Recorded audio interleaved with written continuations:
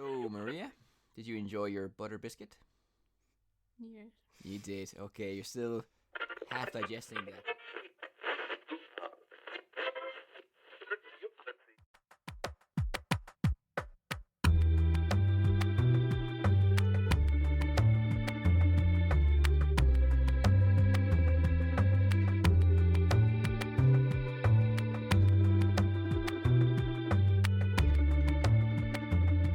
AI made this pod.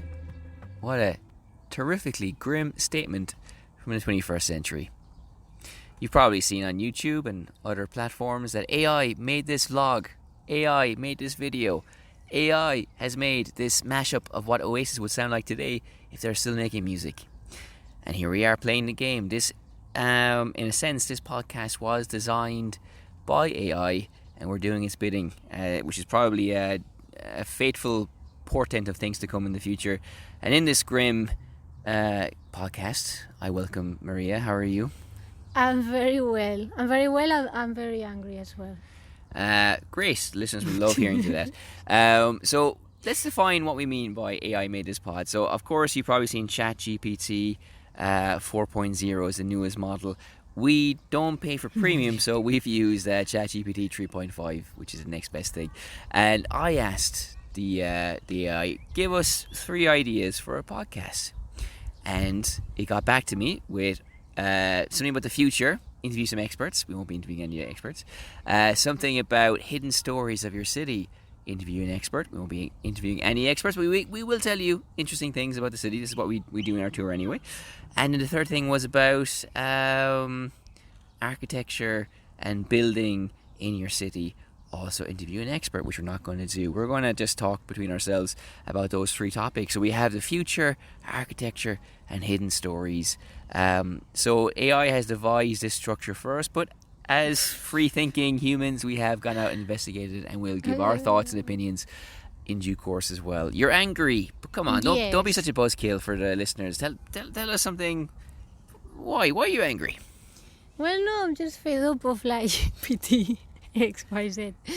They're just like, it's just everywhere now, and it's just, I'm sure it's a fad, but you're saying it devised a podcast, but it just gave 3 titles of 3 things that we've talked about in the past anyway. And we've developed all the content, so it's just, business as usual for us. Well, I did start off this introduction with a sideways glance at the whole thing, but there was which the listeners couldn't really enjoy. But I think the results have been quite poor, haven't they, so far? Because on one hand, a kid could write an essay or even pass the bar. That's what I saw today. You could pass the New York bar exam and become a lawyer in New York using Chat GPT.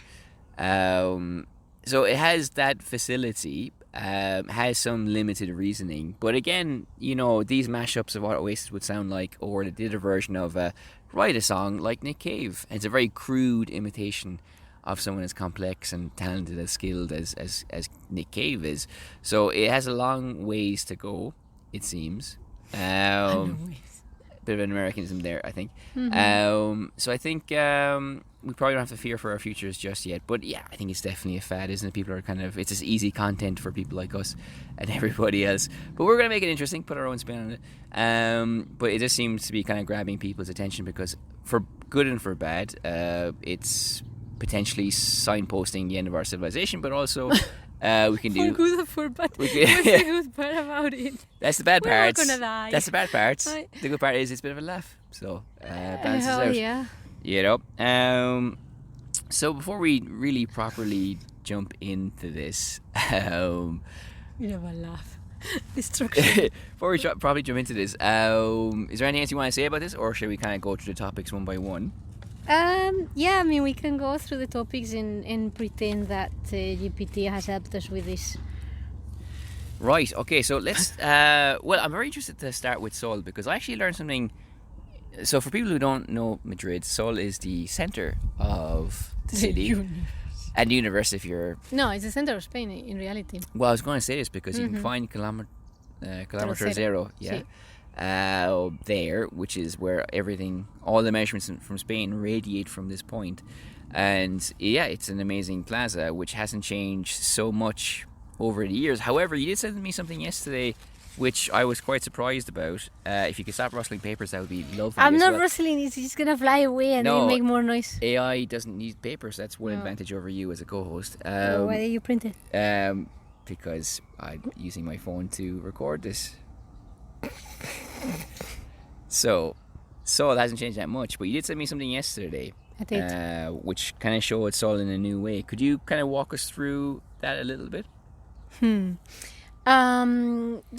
was just something I found on like the town hall website. It's not very good. Normally it just gives like very brief descriptions of the main touristic places.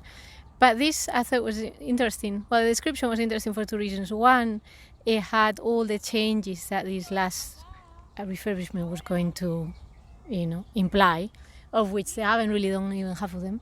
So that was interesting because they forgot to delete it. So you just you can check what things they promised they would do and they haven't done. And also they had this reconstruction from History Museum or the archive. Yeah, I think it was the city archive. Just basically with different models and things like that, they recreated what the square looked like in the 1830s. 50s, maybe. And it's 360. You can move around it, but it seemed a lot narrower. Is like what is that just optics or? I think it might be optics. I think the main difference is that it was like, and in fact in the text, it refers to it in the 19th century as a wide street, a wide passage, as he doesn't call it so much a square. And in fact, it's called Puerta del Sol, like it's called door. It's not really called, and there's a reason for that. I can tell you if you want. But yeah, it was okay, fine, might as well. It's supposed to be called like Puerta del Sol because in the 16th century, when the place was kind of, it was outside the city really, even though now it's smack in the center. So they built a fortress because it was a local war. They built a fortress and there was a door, and apparently that door had a sun on it, carved on it, and presumably because it was facing east, that's why they put a sun. So now it's called the sun door. Wow, very beautiful. Quite moved by that. As people, long-time listeners of the podcast will know, we do go through a lot of old photographic exhibitions or exhibitions about old photographs. Sol is strangely absent from a lot of these pictures. But then when you do see it, you just kind of marvel at how it's the same, more or less. There might be, here's a painting of the introduction of electric light in Sol, which is a beautiful painting in the History Museum in Tribunal. Or you might see here the tram lines that they put down. Now they've been taken up, and maybe they'll be put down again because that's what happens with countries. Tram lines went out of fashion and now they're putting them back in again, like in Dublin with the Lewis. So Sol in his constancy is remarkable, but strangely absent, I think, from the great stories of the city, even though, of course, I'm sure it has a lot of history in it as well. You're giving me that look, but you know what I mean. People, like, there's Ventas where there's political rallies, or there's people on Gran Via, or there's a lot of photographs that, in my impression, that other parts of the city stand out more in that tapestry of photographs. I'm not saying there's not history in Sol, but I'm just saying from the visual things that we've seen.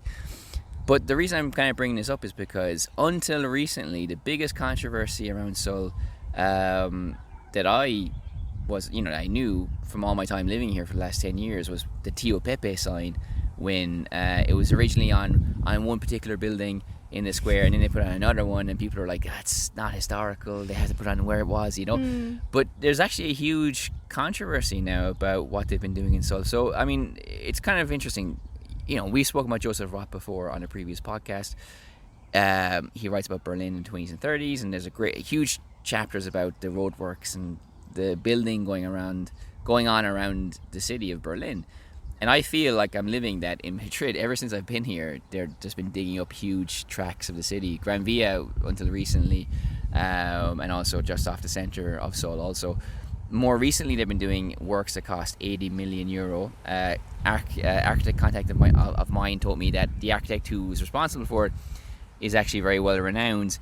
But some people are complaining about it. Nothing really much has changed, I would say. But you're kind of the quasi-local, so maybe you can pick up the story here. Why this is in the news, why people are talking about it, what's been happening. Well, just to recap on what you've said, it's interesting what you're saying about the photographs, how it's more absent, because literally every, big political thing or social uprising even that has happened, or it happened there. And it's also got a huge significance to do with like the 15M, with the social protests. When there was the Arab uprisings, there was like some sort of protest here as well. The Second Republic was proclaimed there. All these fights that we're talking about and all these battles in Napoleonic times, for example, happened there as well. And I think, well, it's interesting what you say about featuring. I've never given it that much thought, but it's true. Perhaps it's just less easy to photograph, being a square. I don't know. I don't really know, but for example, the ones of the Republic are really famous. But yeah, you almost cannot tell that it's there for how many people there are there. Obviously, New Year, every year we celebrate there. So also, there's that one time 2 guys who dressed up as Hello Kitty and SpongeBob SquarePants started knocking 2 blocks off each other and went very viral. Yeah, I mean, all sorts of things have happened there. But no, it's interesting what you say, because I think it sort of sums up what the square is. The fact that it's very meaningful and also not meaningful at all. I think it's a constant through history, because, as I say, the biggest things have happened there. But then at the same time, you say there's not much photographic record, and also like the buildings, apart from like 1 or 2, have stayed there consistently from the 19th century.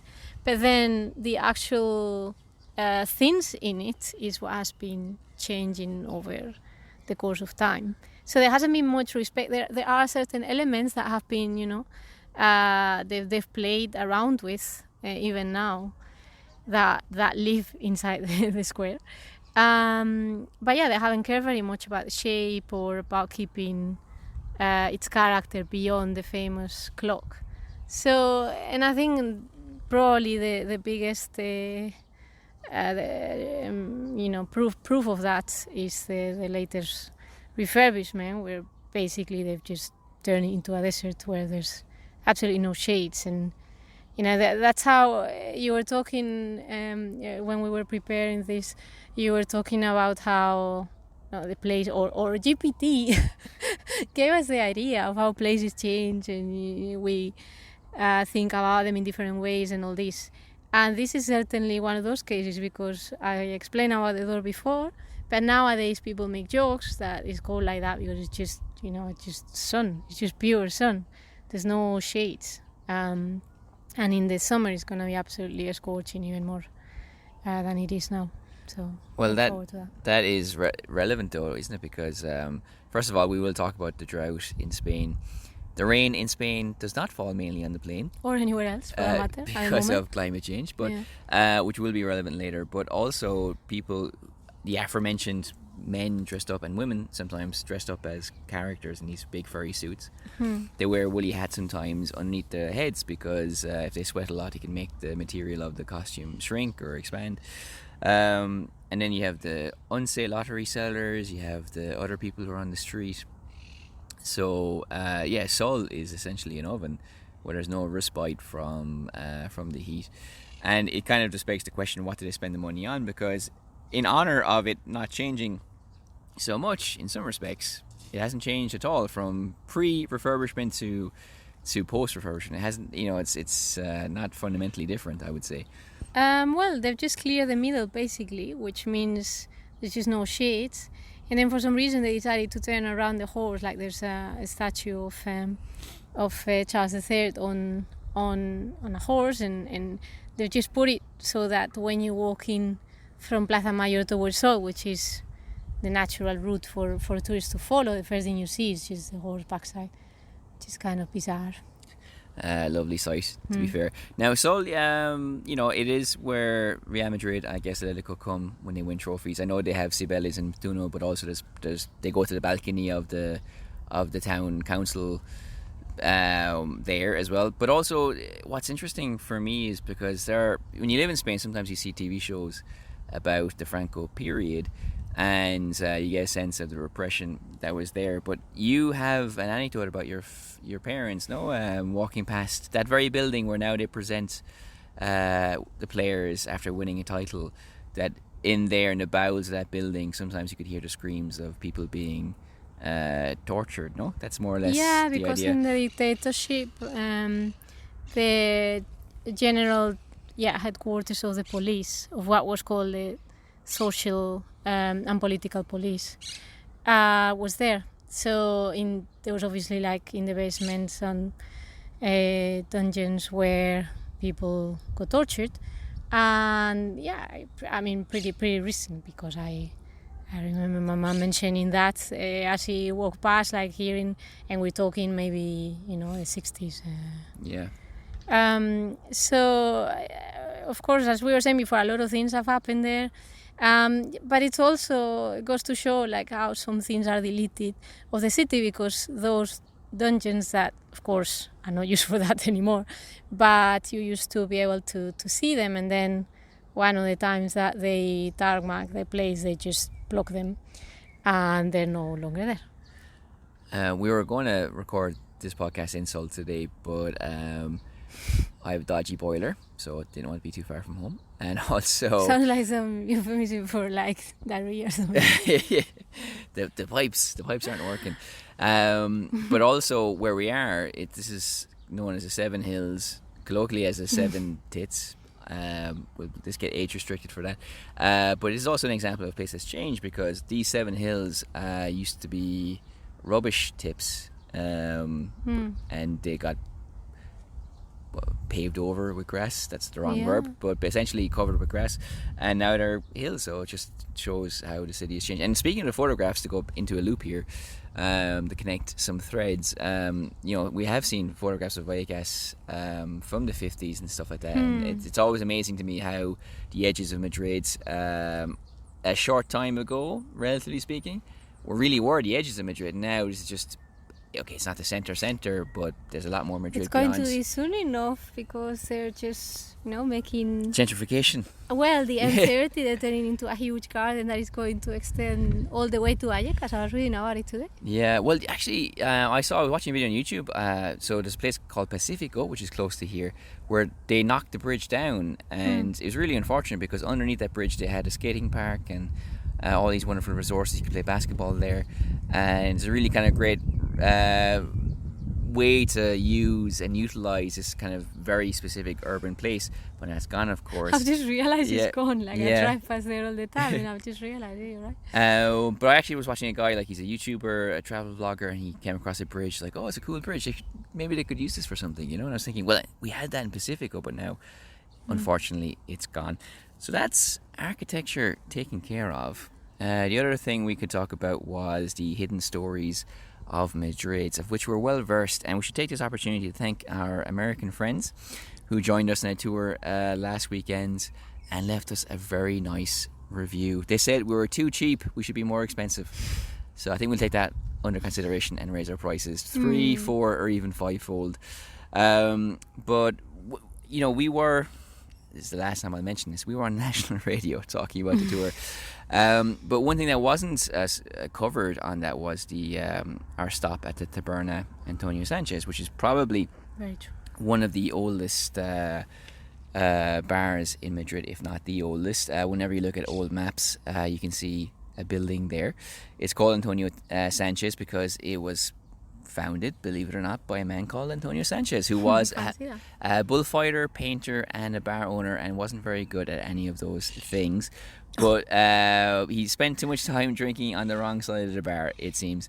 But as a consequence of his passions, his bar did become when he was working there and owning it, but also for a long time after, until the 20th century even as well, became a hub for bullfighters. It was briefly the headquarters of the Swedish Bullfighting Association. I always mention this in the tour, and I have no idea why it is or People was. kind of like that fact. Yeah, it's so random. Surprises everybody. Yeah, so but it's also been just a place for painters and writers to go to. It's absolutely amazing. So there's obviously so much we can talk about this, but the facade is quite nice. On the outside, if you ever go there in Madrid, you'll see a very short phone number. It's one of the original phone numbers out there. The church would actually buy their wine there to get consecrated. They sold torrijas for like 2 cents or whatever, 2 pesetas. And King Alfonso XIII, the great king of Spain, used to order it quite regularly for his breakfast from that bar as well. But do you know what my favourite fact, Maria, is about that bar? Tell me, Enda. I'm glad you asked. So essentially, when the French came to town in the War of Spanish Succession, they invaded Spain as a pretext. They said like, oh, our troops are in Portugal, so we have to go through Spain to get to them, but it was really just an excuse to take over Spain as well. The British helped push the French out of Spain, and in this conflict, 3 friends from Tiers de Molina, very close to the bar, killed some French soldiers. Running and fearing for their lives, they went into the cellar of this bar, jumped inside, and hid until the coast was clear. This story spread quite quickly around the city, and after the French were defeated, and pushed out of the country, Viva España, people went to that bar to drink specifically that wine and toast the freedom of Spain as well.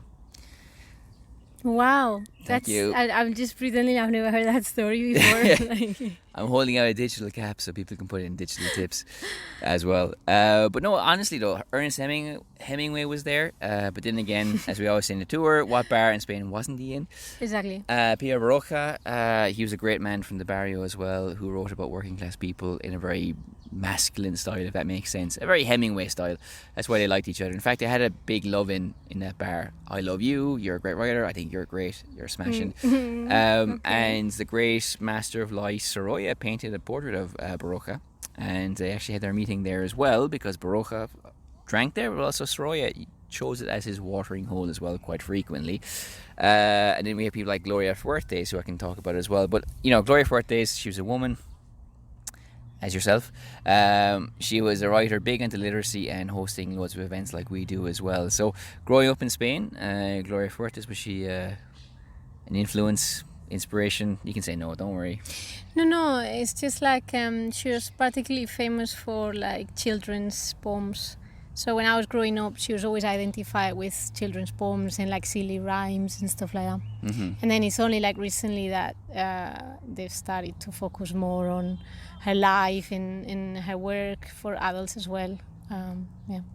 Yeah, well, it's quite interesting. She was involved with the Poetismo, Generación 50, Verses with Skirts would be another one, and a real pioneer in organising cultural events around the barrio, around the neighbourhood. But also, what else can we say about this bar? Oh yes, she. If you do like her, or you kind of like get to know about her after listening to this podcast, heaven forbid we actually influence people to read more about the things we talk about. If you go to the bar, the thing is, like, it's a heritage site, so it's a working bar. You can go in and have a beer there, but nothing's been changed. So it has the same zinc counters, the same signs telling you not to spit, the same bull heads on the walls. No live bull. Thankfully not. And she would sit in the same corner all the time, dipping her bread into wine. She would just be there in the corner doing that. And if you are a fan of her, you can go and sit where she sat and imagine writing, or her writing. It's quite a nice thing you can do. And obviously people who heard our national radio tour thing, okay, that's the last time I mentioned that. It's not the only stop on the tour where you can see the original implements, because of course in the hairdressers the original implements are there as well. So it's just a quite historic pub, bar. Beautiful wood panelling on the outside, and beautiful interior on the inside as well, all as it has always been. For example, we've had a few drinks there. We've enjoyed it. So I don't know. I mean, of all our stops in the tour, every stop has hidden stories and things. That's the whole point of it. But I mean, since this is my stop, I always talk about it. So I actually have no idea how you feel about this bar and its legacy. No, I think it's interesting because obviously there's a few really old restaurants or bars in Madrid, but it's just nice, that the facade has been preserved. And what I like the most about that is the fact that it's got the original signs, as you said, with the price and with the original telephone number. It just makes you think how much things have changed and evolved. So I think it is quite charming. I mean, I wouldn't pick it as a place to overdrink on the inside, really, beyond its cultural significance. But again, you would expect tastes to change throughout the century. But it's good in a sense, because if you go there, they're kind of cool with you just checking it out as a historical site, because there are a few other places in the city that are historical bars where Hemingway has drank as well, and they've dusty bottles in the back, and again, it hasn't changed. It's not as historic as this one, but they're historic.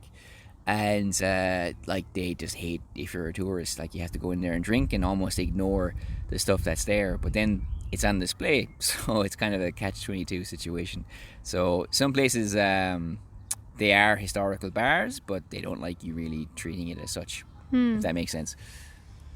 Yeah, I don't know. In the end, these are kind of like tourist traps always.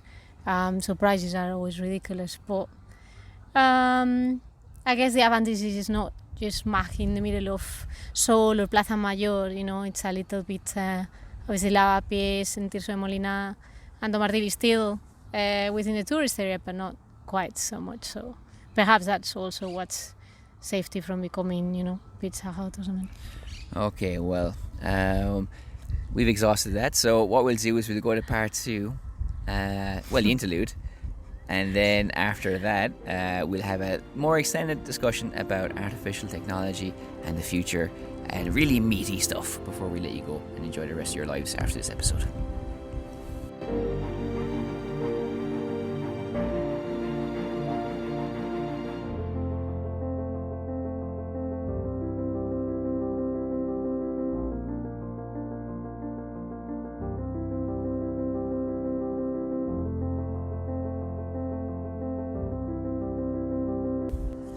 And we're back.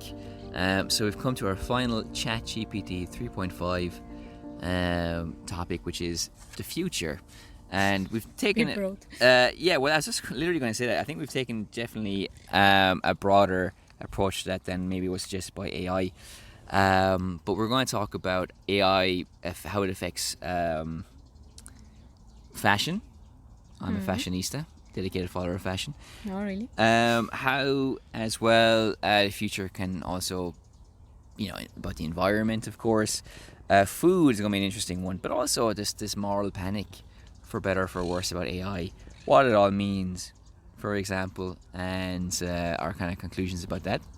That's going to be on the menu for part 3. Let's talk about food first. That not specifically linked to AI. Or is that what you want to do? Food or something else? No. That's more than fine. Okay. So let's talk about food. It's not specifically linked to AI, but it is talk about the future of the city we're living in Madrid, and it applies to the future of many cities, really. But there are workshops happening at the moment with different organizations talking about what will Madrid look like in 2030. Not that very far. Not that far away, really. So they're talking about. Right now in 2023 we have Madrid's first vegan butcher, believe it or not, and we're going to be talking about insects, the stuff that you talk about in your book, The Stuff of Life, as well. I was researching this, of course, because that's what else would you do before a podcast, but insects have actually a very rich lineage and culture. So for example, obviously we know in Asian countries today they're quite popular. We probably know as well that they're great for protein and very healthy, because if you have a hamburger, it's like 18% protein, 80% fat, but with insects it's like all protein and very little fat. It's absolutely amazing. But the Romans used to eat it, They had lots of recipes. Pliny wrote recipe books about it. Not recipe books per se, but he did have recipes. And Native Americans as well have got. There's been records about them chasing crickets. In fact, I have a bit of a passage here in my paper, my magic paper. So basically, Native Americans dug a series of large trenches, covered them with straw, then drove hordes of crickets into the excavated trap. The Indians would then set that on fire, burning the crickets alive. Then the Native American women gathered the bushels of the charred bugs and brought them back to camp to make flour or bread, an important seasonal source of protein. I'm kind of the human version of Chat GPT, because if you ask this question to Chat GPT, it would just harvest this from the internet, which is essentially what I've done here as well.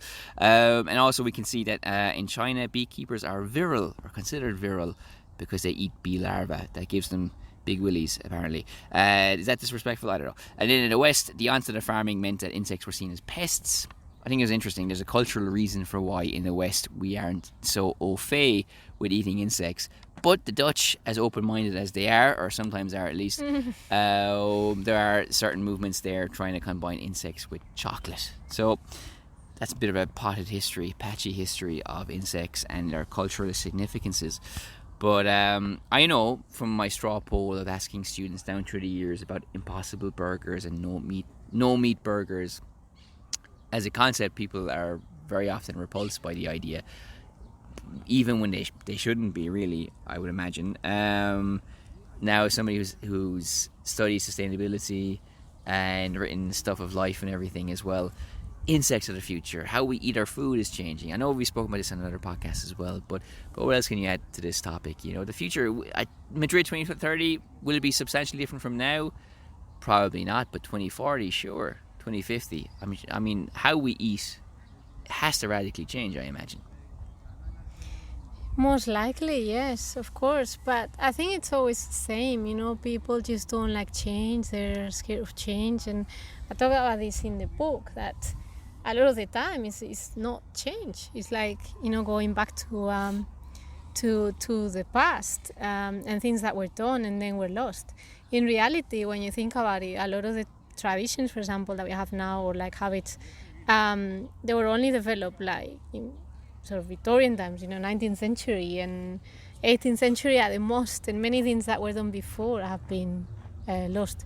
And nowadays as well, that, you know, the whole world is connected, and many cultures do things that we don't expect. I mean, if you ask like anybody, even within Europe, people find it very strange that we eat, you know, for example, octopus. There are countries where they think it's very strange that we eat octopus, or thistle, for example, which we eat also is a very traditional, veg in Spain to have. Mm-hmm. But when you say, you know, in an English-speaking country that you eat thistle, they're like, what? In my experience, anyway. So, but those things, I mean, if we don't find them so strange when we start trying things from other countries and other cuisines that we don't have in our own, then I can't see why it should be such a big deal, you know? Well, you're right to mention the seafood, because I have seen examples of that, people saying, well, we eat insects, but you eat seafood. That's crazy, you know? And in fairness, some seafood can look aesthetically unappetizing in the same way. Look at like eels, for example, yeah. Or, you know, that they look like worms. So, yeah, it's all a matter of what people decide to go for, but the people that fear these things are gonna fear any of the changes as well. So yeah, I think they think they're trying to push an agenda, but the truth is that we have to be more open-minded as well about the future of the planet, and just our future, really. Well, the History Hit YouTube channel with our friend Dan Snow. We've never met him, but we're big fans. He does every so often what the Georgians ate or what the Tudors ate. And it's very revealing. Some things very nice, some things not so nice. Exactly. So that hammers home your general point that food changes quite frequently. But even I saw, I think, pictures in The Guardian a few years ago of like post-war Britain food. You know, things people served even up to the 70s, you know, which of course was substantially after the war. But there's things that you wouldn't eat today because they look and sound and were disgusting, just kind of weird combinations. So well, look at spam, like it looks pretty horrible. Or yeah, and that's still pretty popular. Yeah. So it's quite intriguing. So yeah, the idea is we are kind of married to ideas, of what is food and what our culture around food is, but actually that does shift quite substantially. However, very fast as well, even from one generation to the next. Like that's it. And trends. I mean, we mentioned this before as well. Like in China now, Spanish tapas is kind of like the rich people's food now, and in 10 years it'll be something else. But that's why I never pay for tapas outside of Spain, because it's not a luxury. I'm not going to pay premium prices for something I can buy for dirt cheap in Spain. But anyway, and I have to admit though, like I've seen pictures of like grasshoppers or cockroaches or whatever it is, and it's like there is a mental visual barrier you have to get over to actually eat it, because again you're not used to it and it just looks pretty rank as well. Yeah, I think you had a point there with the stuff that you found on the internet. For example, when it said that insects were seen as pests, that's quite an interesting thing, because whatever you're not used to and whatever you see as something that you should avoid, then of course, I mean, who's gonna want to eat it? Yeah, but I'm confused though, because like, look, wasn't agriculture invented in modern day Egypt or Israel? Oh, let's not get started on that. Sorry, or neither, but didn't know that was appropriately, perhaps, this pun, opening a can of worms there. Yeah, definitely. But the broader point is though, it's not just Western civilizations that did agriculture, you know what I mean? So, but we're the only group that have an aversion to insects. But we're talking thousands of years, so yeah. I would have thought the evolution, never mind where agriculture was developed, because by now the way that things have evolved is very different in different places. But we were talking yesterday about tofu. For example, I mentioned in the book as well, and that was already mentioned, even like in Chinese ancient sources. So, but then nowadays we think it's something like brand new that has just been invented for the whole vegetarian vegan culture or whatever. So, yeah, in the end, I think it's just maybe a little bit of ignorance, but now there's no excuse, because obviously we have that information available to us, and we should have a sense of how urgent it is to find solutions. I think the only problem is when that gets put forward by politicians as a solution, as a quick fix to avoid fixing all the problems. So of course, if it's used as a quick fix, that's not going to work. And also not as a substitute of like social policies. Well, yeah, that's very interesting what you say. I think just to circle back to the origins of this just very briefly, I thought it was very interesting that they say potentially our proclivity for eating insects comes from our Neanderthal or Stone Age past, because we saw animals eating them, which gave us the inspiration. Well, maybe we can eat them too. So that could be an interesting origin story. But kind of going back to what you said about how it could be introduced, and it's not a quick fix solution. I think you're right that with food banks, for example, the Conservatives and Tories in England would be very quick to champion those as like a sign that society's pulling together and everything's great, when really they represent the opposite. Not to detract from the good people who are staffing them and feeding people, of course. But I think if the government were to intervene, surely it would have to be about giving money to startups or young business people or new entrepreneurs that want to set up an import business or a restaurant that focuses on that, because that's the only way it can really enter the popular culture or society. Because if those businesses start cropping up, then cultural changes can happen, and then that's how it can kind of filter through society, because it can't come from the top down, really. Yeah, no, I think you have a point there. But it's definitely something that should be discussed. The problem is, in the end, there's always so much noise with politicians being quick to get these ideas or these things that are put forward many times by scientists, and people that really study what trends could be like in the future in terms of population, food, and so on. But then, somebody comes along and just says, oh, well, this is a good way of... And then some of the public reacts saying, well, this is just the woke agenda or whatever, where they just want us to eat, insects and stuff like that. So it's all a vicious circle, I guess, but it's just an important subject to talk about as long as it's done seriously and like with some proper facts as well.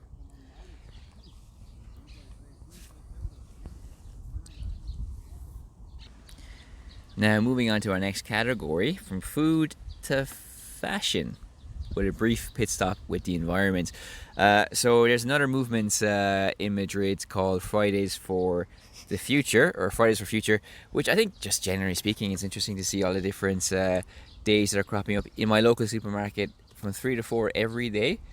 It's sensory. Oh, yeah. It's like, for autistic people, you lower the volume for an hour, and it helps them, I guess. But Madrid's like the loudest city in the world, so I don't think really the reduced volume is anything better. I'm just laughing at that because, literally, they have that in Carrefour, and they kind of blast it. Like the music is so loud, and they just blast it to tell you that hour is available. Yeah. So, if they're already there, it's kind of like the most disturbing thing ever. Everybody be quiet. Yeah, no, it's, what can I say? But we talked very briefly about these guys. They talk about ecofeminism because the victims of the climate change aren't always equal, reflecting the deep inequalities in our society. Right. And also they have lots of protests and a kind of platform, no more empty promises, which, to be fair, is fair enough, because how many times do countries commit to accords or climate promises or goals that are never really ever upheld? But anyway, that's just a brief pit stop into something that's very specifically madrileño and specifically focused on the future as well. But let's speak more now about fashion. So I was reading recently about how in the 90s in certain shops they had CD-ROMs, so you could kind of see new clothes and spin them around. Very technological for the time.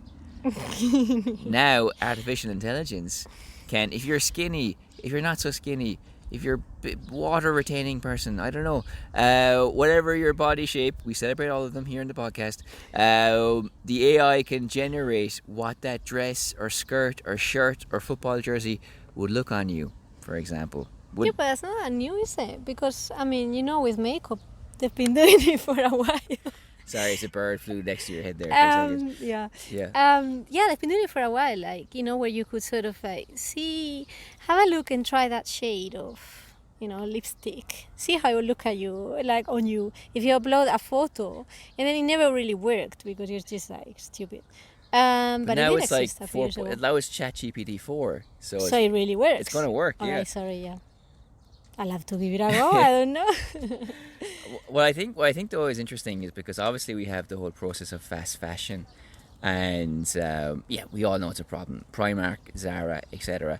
But they're saying as well that AI can harvest data to predict trends, for example. So in Spain, in the south, they're going to have this type of shirts, and they're going to love it, so we'll print an X number of that shirt. In Madrid, it's going to be something else. That's the basic theory. How do they predict that though, big data, deep learning. You wouldn't understand. And also they're saying that AI can spot problems or solutions better than we can. So for example, again, in this production process, dyes could get into the river, pollute water. Other problems exist as well that maybe make not only the clothes unsustainable, but the whole production process around them. But AI can also problem solve and see, well, actually we could streamline here, streamline there, make it more efficient, make it greener, and all that kind of stuff. You seem doubtful about that. Yeah, well, the thing is I don't know, now they're selling it like it can do absolutely everything, and at the end of the day, it's like humans putting information in. Although, well, we don't really have time to get into that, but there's the whole discussion about whether... racial bias in AI, no? But, well, that as well. There are so many things to talk about, but really the whole idea that now with the amount of information accessible, the whole sci-fi thing that there's been for years about machines becoming more intelligent than people could actually happen. No? The other day they were saying one of the godfathers of like AI that was warning about the dangers. Yeah. And saying that he put the British government as an example of less intelligent being, designing something that is more intelligent than them, and the dangers of that. Which is fair enough, but anyway, that's for a different podcast. Well, no. I mean, actually, I want to talk about that a little bit because that would be more in our summing up part about AI in general. Because as you do know by now, this was devised, the loose structure here was devised by Chat GPT, and what would make an interesting podcast. If you like this podcast, it's because we can say the human intersection made entertaining. If you didn't like it, definitely, it just shows how terrible AI is. So it's a win-win. For us, essentially. Certainly. But no, this is called a black box theory, that you can design it, but you don't know what's going to happen. And linked to that, people like Elon Musk and this guy and other people wrote an open letter. The open letter saying they should pause the development of AI until there's safeguards. Now, you have something to say about that, I do know, but I want to add though that this is good because, first of all, I mean, there are cases I think already where they don't really know how it works. There could be bad faith actors like Putin in Russia, for example, who could give what they call sub goals, or the ability to create their own sub objectives to AI, where they actually define their own goals, and then they have some kind of sentience or even autonomy, which is something that's uncontrollable, as it is terrifying. But then again, America is a tech center, of course, with San Francisco and Silicon Valley, but they've always been late to the party when it comes to these things. And with AI and stuff like this, China is streets ahead, and if the Americans don't work on it, then the Chinese will probably do it anyway. So it's something that's fraught with difficulties, this drive to control it and contain it. But tell me, what about you? What are your reservations about this open letter, or your criticisms of it? Well, no, the thing is that he's basically, like for example, Musk, developing their own version. So it was a bit rich of them to ask them to stop. Like, I'm not sure to what extent it was a genuine concern. Yeah, but let me just add the caveat that if it's something designed by him, it'd probably work for 5 seconds before exploding. Yeah, that is true. But I mean, at the time, it was like, yeah, don't let them develop any further, because we want to do something similar. But there are other voices, like this person I was talking to you about before, that were involved in the development and have raised like concerns. But it's more to do with like legislation. I think it was in the Spanish news last night about the EU looking at the different categories of things that AI is involved in and rating them by how risky they were. Yeah. And it's a very, very mild step, and I'm not sure to what extent it's really that thorough, because, for example, like image generation was rated low risk, and I think that's a massive mistake, because we already see how lots of images to do with history are being generated that have nothing to do with what places look like in those periods. You mean like Popio, the Pope version of Coolio with the jacket? But not just that, even things in the past where it's generate an image about a Roman emperor and... Well, even Amnesty International got in trouble because, in fact, some images they used for a report in Ukraine, which was also criticised for what was inside the report, but the photographs were taken from an AI generator. They weren't real photographs. So, even if the report was good, which it wasn't by all accounts, you can't just afford, if you're a big human rights organization, to have that doubt of credibility around you if you're using AI images. So even sometimes AI can generate problems, but also people just using them stupidly will also create problems for them as well. There was something about a university where there had been a mass shooting, and they used GPT to come up with an email to express their sympathy to people. I mean, it's just stupid. I think that works if it's like, Ryanair lost my luggage. I'm slightly annoyed, but I want to be polite. Draft a letter. Yeah, fair enough. But for a human tragedy, exactly. it's bizarre. In your own institution, it's just... I guess the only defense you could say is like they're so it's such an extraordinary event, you just don't know how to vocalize it or put things into words. That's the only thing you could say for why they might have gone down that road, you know. But I don't know. But I think, you know, Just lazy, ultimately. the BBC said it was like we're on a train hurtling down the tracks, and maybe in the future the train will start making its own tracks, which is a metaphor about how we can lose control of this thing. It could affect 300 million jobs around the world, that they say that as well. You know, these are things we're probably aware of. If we're summing up here, my view of this is there's going to be these things like, it's like a nuclear plant. Mostly fine, but then there's a 3 Mile Island or a Chernobyl. So it's going to be like isolated things that are very, very serious. And then things where it's kind of cool because they can either solve processes or are involved in surgeries or whatever it is. However, you know, I just think most of it's going to be this really weird, empty, middle of the road world, because you probably have teenagers in the future with posters generated by AI art on their walls, listening to songs made by AI, and everything is empty and soulless and just kind of blah, you know, because they won't know any better. It's just like Bob Marley mixed with Chopin. Here it is, you know, and they listen to it. And that's probably what the future is to a certain extent, because we already see people taking photographs or AI photographs or paintings winning competitions. People are interested in seeing what, if this movie Star Wars directed by Wes Anderson, this is what it looks like as per the perspective of AI. So people are experimenting with it now for fun, but I think that it could become its own line of entertainment in the future, you know, which would be horrific for most right-thinking people. That's my vision of how it will be rolled out in the future. Well, I mean, the only thing we can hope is that it's a fad, but the problem is how long is this fad going to last? And as you said before, for developments to do with science and advances for medicine, things like that. But then, you know, it could be positive. But then again, it always seems to be the humanities that suffer the most with these things, because on the one hand, people say, oh, this is a robot, you know, this is science and all this. It's nothing to do with like art.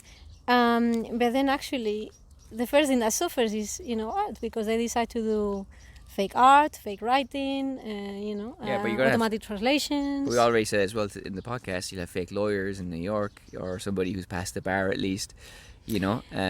Yes, I know. But at the end of the day, that's it's still a way of like a human, you know, ability that relies on like words, for example. So I say words, maybe we could say, is something that suffers greatly. And we're already seeing it with translation jobs. I mean, the amount of translation jobs that are done by AI, and, you know, I'm basically working on one at the moment, and I'm just having like such a laugh at how bad still they are, you know, these translations, that they get like 2 words and they just cannot understand context whatsoever. And clients and people keep thinking that it sort of saves time, and it just doesn't. Just a waste of time, really. That's my take. I'm angry again. Great stuff. Well, thank you, Chat GPT 3.5, for this structure of the pod. We will be back in we'll have a couple of our interviews we're recording, one tomorrow and one next week. So this episode will be sandwiched between 2 interviews with real people. So that's something to look forward to for future episodes of the People Will Talk podcast. So from this converted rubbish dump, which is now a nice park, thank you for listening. Bye. Good luck.